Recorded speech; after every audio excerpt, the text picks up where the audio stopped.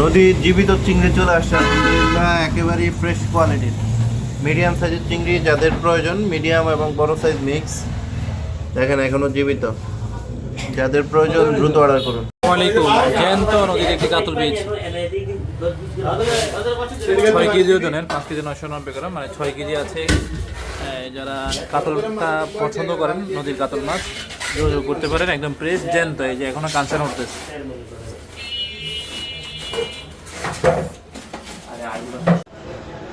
আসসালামু আলাইকুম। নদীর জ্যান্ত আইট চলে আসছে, একদম জ্যান্ত।